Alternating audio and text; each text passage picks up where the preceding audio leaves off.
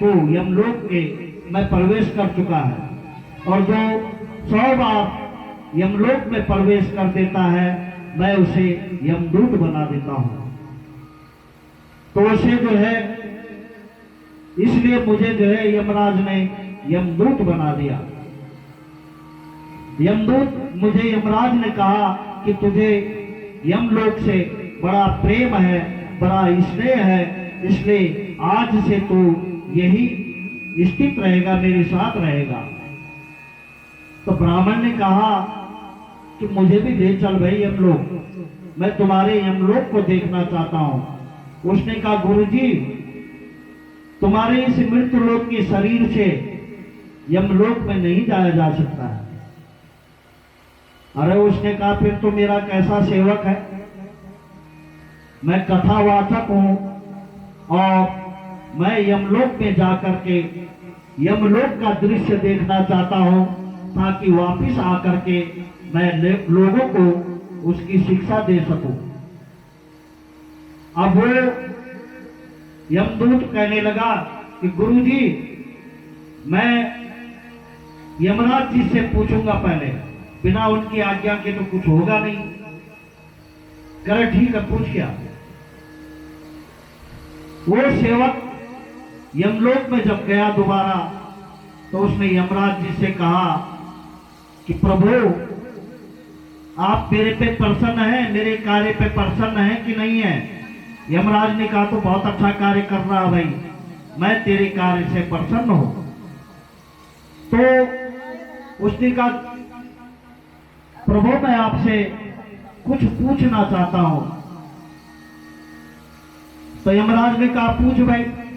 उसने कहा जी, पृथ्वी लोक पे मृत्यु लोक में मेरे गुरु हैं, वो ब्राह्मण हैं और उन्होंने आज दिन तक कोई पाप नहीं किया है, और वो कह रहे थे कि मुझे यमलोक के दर्शन करने।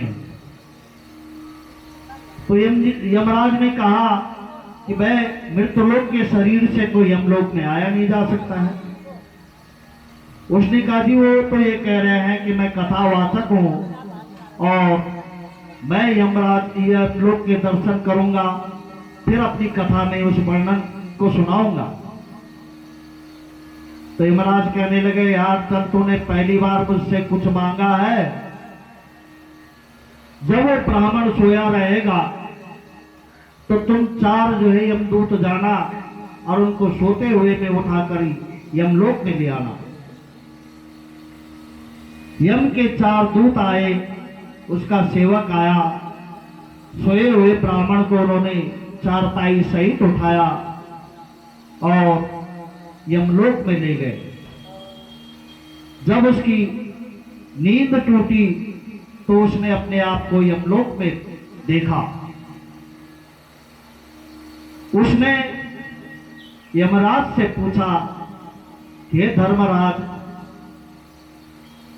मैंने अपने जीवन में कोई पाप नहीं किया, तो क्या मरने के बाद मुझे भी यमलोक की प्राप्ति होगी क्या? तो धर्मराज कहने लगे कि तू भी निष्पाप नहीं है, तूने भी एक पाप किया है। उसने कहा, मैंने कौन सा पाप किया? करे, एक धोबी तुम्हारे कपड़े धोता था और उस धोबी के 10 रुपए निकलते थे, 10 सिक्के निकलते थे और तुमने केवल उसे 8 सिक्के दिए। इसलिए दो सिक्कों की जो कमी तुमने उस धोबी की करी, उन 2 सिक्कों के कारण देखो कितना छोटा सा पाप है। केवल उसने 2 रुपए बचाए, उस धोबी के 10 रुपए होते थे, उसने 8 ही रुपए दिए 2 रुपए बचाने के चक्कर में।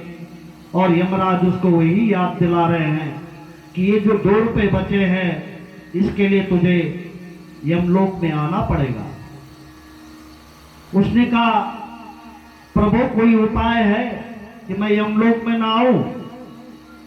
यमराज ने कहा, हाँ उपाय है। वो धोबी भी यही है यमलोक में।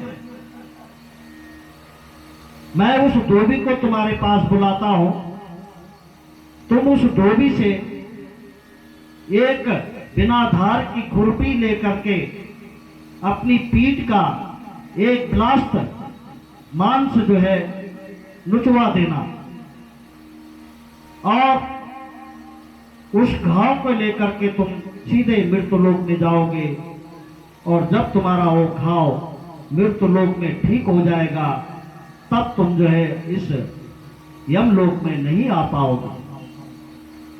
धोबी को बुलाया गया, ब्राह्मण ने अपनी पीठ नंगी करी, उस धोबी ने एक ब्लास्ट जो है नापा, चिन्ह लगाया और बिना धार वाली खुरपी ली और उसका जो मांस था पीठ का वो उखाड़ उखाड़ करके उसको नोच नोच करके वहां एक बड़ा घाव कर दिया।